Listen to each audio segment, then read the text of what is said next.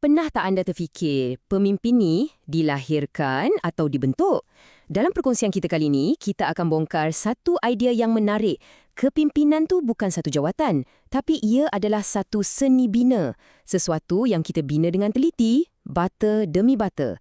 Jom, kita mulakan pembinaan ni. Kata-kata dari John C. Maxwell ni memang tepat, kan?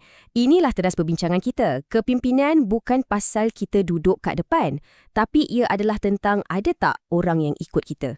Sebab kalau tak ada pengikut, kita bukan memimpin. Kita cuma, bersia-sia.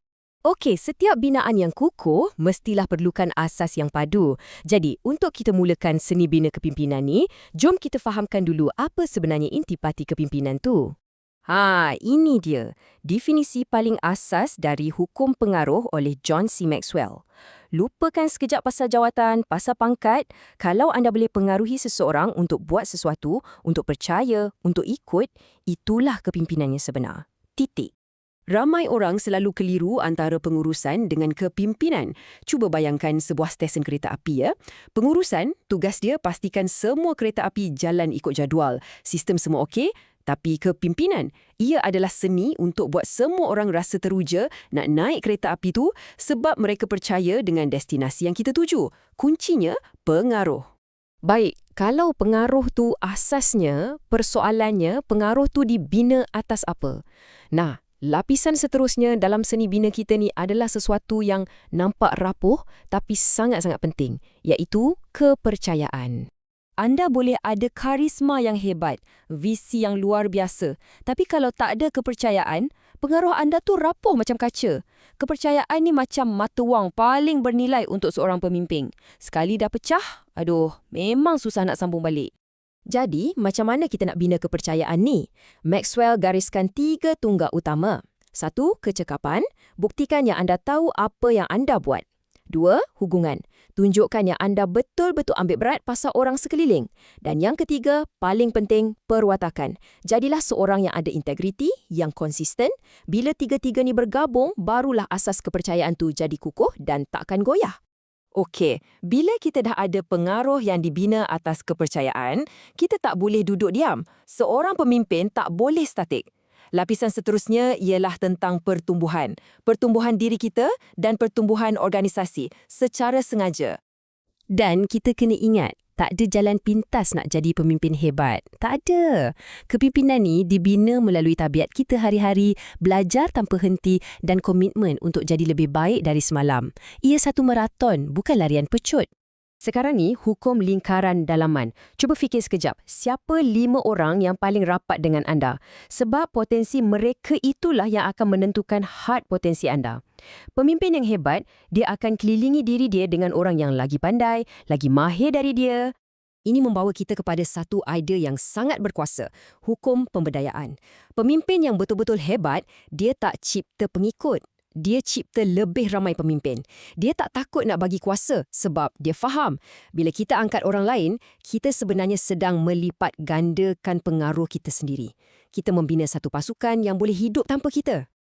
Okey, kita dah ada asas pengaruh, tiang kepercayaan, rangka kerja pertumbuhan. Tapi macam mana kita nak hidupkan semua ni? Kita perlukan satu penguat. Sesuatu yang boleh ubah semua prinsip ni jadi inspirasi. Alat tu ialah penceritaan. Petikan dari IDOU ni mengubah terus cara kita patut tengok komunikasi. Ia bukan lagi pasal kita bercerita. Ia tentang kita menjemput orang lain masuk dalam cerita tu. Bukan kita siarkan mesej, tapi kita cetuskan satu pergerakan di mana semua orang rasa mereka adalah sebahagian dari cerita tu. Jom kita jujur dengan diri sendiri sekejap. Fikirkan balik mesyuarat atau pembentangan anda yang lepas. Adakah anda cuma sampaikan maklumat pada mereka atau adakah anda cipta satu pengalaman yang buat mereka rasa, inilah ceritaku? Model penceritaan yang lama tu, dia macam siaran radio, satu hala je. Pemimpin jadi hero. Tapi model yang baru ni, ia kolaboratif. Ia ajak audiens untuk jadi hero dalam cerita mereka sendiri untuk sama-sama cipta naratif tu. Macam inilah cara kita nak bina rasa pemilikan dan komitmen yang sebenar. Jadi, apa yang kita boleh ambil dari sini? Anggaplah penceritaan tu satu dialog, bukan monolog. Mulakan dengan empati. Fikirkan apa yang anda nak audiens anda rasa. Dan yang paling penting, sedar yang semua orang dalam pasukan kita tu adalah pencerita. Beri mereka ruang untuk tambah bab mereka sendiri dalam kisah besar organisasi kita. Dan sekarang, kita dah sampai ke puncak piramid kepimpinan kita. Matlamat terakhir bukanlah pasal kejayaan kita masa kita ada kat situ, tapi tentang impak yang akan kekal lama selepas kita tiada. Inilah hukum legacy dari Maxwell. Ujian sebenar kepimpinan tu mudah je. Bukan apa yang jadi masa anda ada, tapi apa yang jadi bila anda dah tak ada. Adakah anda dah bina sesuatu yang cukup kuat untuk terus hidup tanpa anda? Rumusannya macam ni. Kejayaan adalah bila kita memperkasakan pengikut kita. Signifikan pula adalah bila kita berjaya membangunkan pemimpin baru. Tapi legasi cuma tercipta bila pemimpin-pemimpin yang kita bangunkan tu mampu buat perkara yang lebih hebat dari kita lama selepas kita tiada.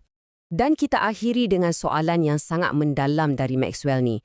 Ia bukan semata-mata pasal apa yang anda capai, tapi siapa yang anda bentuk. Bila semuanya dah berakhir nanti, apakah ayat yang akan meringkaskan legasi kepimpinan anda? Fikir-fikirkanlah.